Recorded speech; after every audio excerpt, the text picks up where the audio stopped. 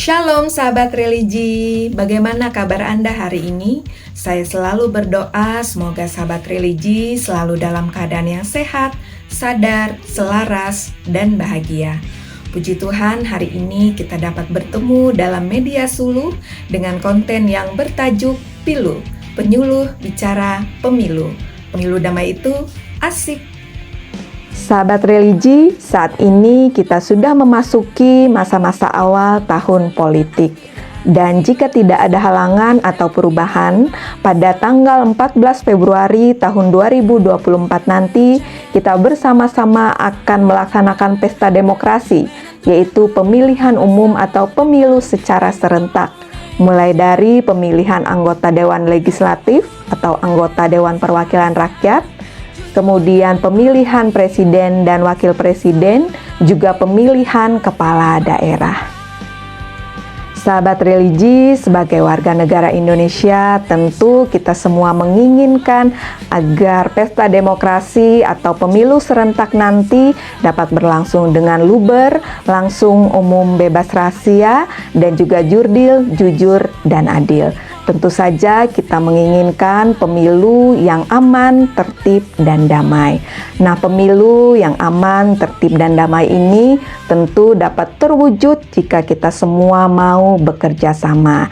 Nah, berikut beberapa tips yang dapat kita lakukan agar terciptanya pemilu yang damai. Pemilu damai dapat terwujud dengan menghormati perbedaan. Contoh sikap menghormati perbedaan adalah dengan tidak saling adu domba atau tidak saling melakukan tindakan yang menimbulkan kerusakan, kebencian, hingga perpecahan pada dua individu atau kelompok masyarakat. Selain itu, wujud menghormati perbedaan adalah dengan tidak memaksakan pendapat atau pilihan kita kepada orang lain. Hal kedua yang dapat kita lakukan demi terciptanya pemilu yang damai, yaitu dengan menghindari hoaks atau berita bohong. Ingat untuk selalu saring sebelum sharing. Cara pertama untuk menghindari hoaks atau berita bohong adalah dengan mengecek kebenaran dari berita tersebut. Nah, untuk mengecek kebenaran dari suatu berita, kita bisa melakukan berbagai cara. Nah, selanjutnya setelah kita tahu bahwa berita tersebut tidak benar, maka kita harus menjadi stopper atau berhenti menyebarkan berita hoax atau berita bohong tersebut. Selanjutnya, kita dapat melakukan tindakan lanjutan, yaitu dengan melaporkan hoax atau berita bohong tersebut.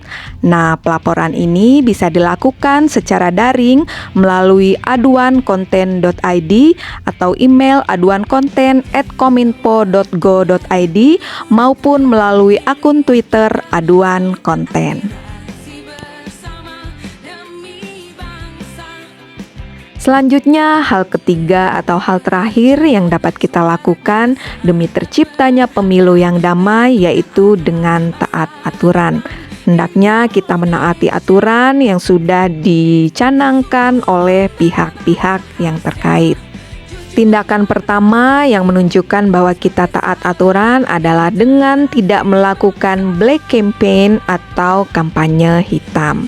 Nah, kampanye hitam ini adalah tindakan menuduh pasangan calon atau kelompok lawan politik dengan tuduhan palsu atau tuduhan yang belum terbukti kebenarannya, atau melalui hal-hal yang tidak relevan terkait kapasitasnya sebagai seorang pemimpin.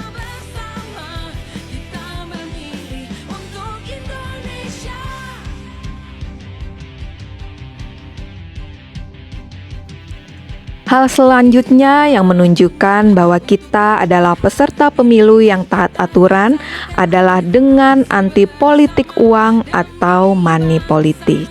Nah, money politik atau politik uang ini adalah sebuah upaya memengaruhi pilihan pemilih atau voters atau penyelenggara pemilu dengan imbalan materi atau yang lainnya. Dari pemahaman tersebut dapat kita pahami bahwa politik uang adalah salah satu bentuk suap. Jangan pernah berharap negara ini bebas dari korupsi jika hak suara kita saja masih bisa dibeli. Hal yang tidak kalah penting selanjutnya adalah netralitas ASN atau aparatur sipil negara. Ada 3 undang-undang atau regulasi yang menegaskan ASN harus bersikap netral, yaitu pertama, Undang-Undang Nomor 5 Tahun 2014 tentang Aparatur Sipil Negara. Dalam pasal 2 dinyatakan bahwa setiap oknum ASN harus patuh pada asas netralitas dengan tidak berpihak dari segala bentuk pengaruh manapun dan tidak memihak kepada kepentingan tertentu. Pedoman regulasi kedua terkait netralitas ASN yaitu pada Undang-Undang Nomor 7 Tahun 2017 yang mengatur tentang pemilihan umum juga terdapat pasal soal netralitas ASN. Ketiga yaitu Undang-Undang Nomor 10 Tahun 2016 yang mengatur tentang pemilihan kepala daerah. Terdapat 2 pasal yang juga mengatur tentang netralitas ASN, yaitu pada pasal 70 dan 71. Dan saat ini juga baru keluar 10 larangan pose atau gaya berfoto ASN menjelang pemilu.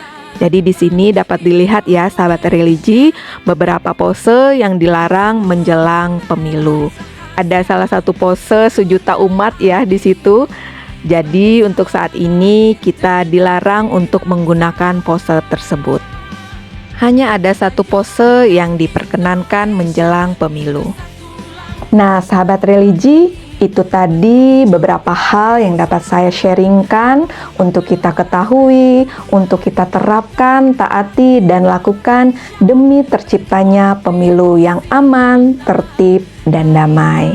Sampai bertemu pada konten pilu atau penyuluh bicara pemilu selanjutnya, dan selalu ingat untuk tetap menjaga kesehatan, tetap sadar, selaras, dan bahagia. Dan selalu ingat bahwa pemilu damai itu asik.